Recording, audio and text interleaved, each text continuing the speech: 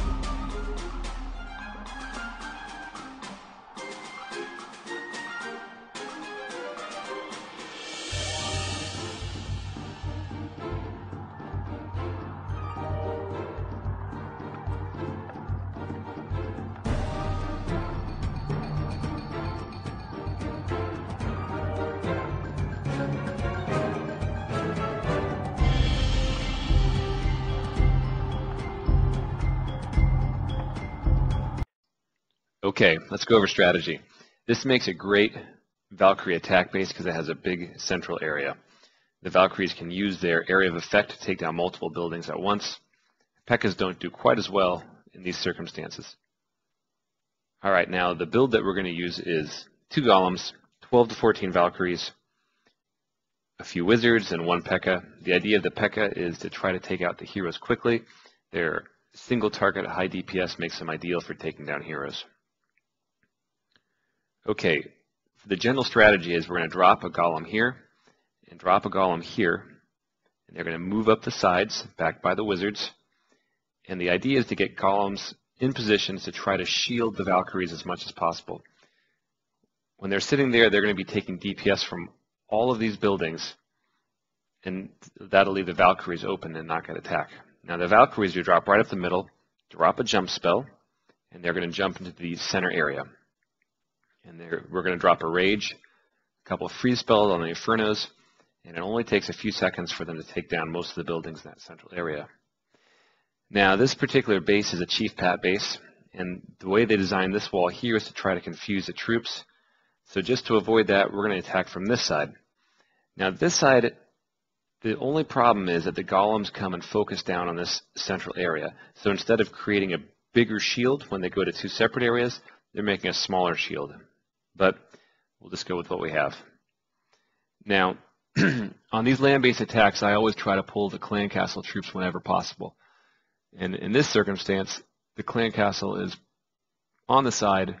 It's pretty easy pull. You just drop a couple giants here. They move forward, draws the clan castle troops out.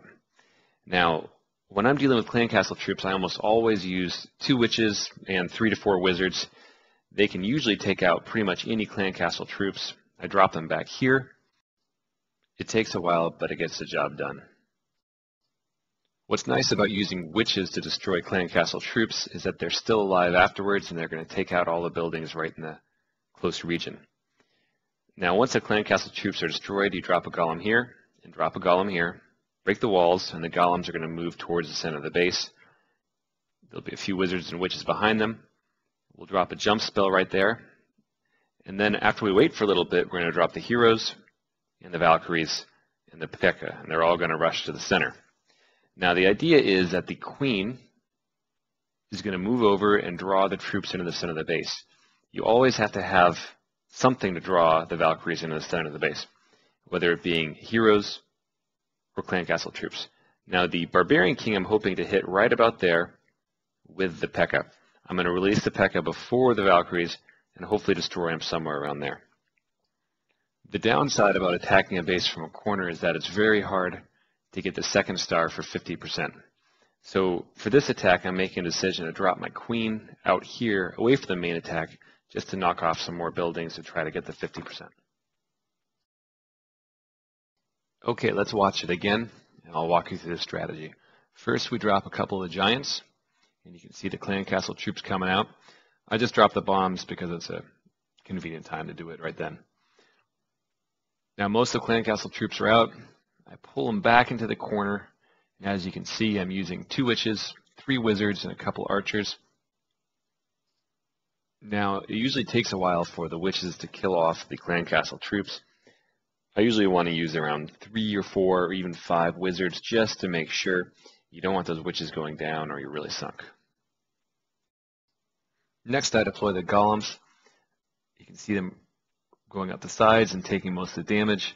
The clan troops are destroyed and they're all moving forward. Next, I drop the barbarian king, followed by the P.E.K.K.A. Let them go ahead to try to take out their barbarian king. And then lastly, I drop the valkyries.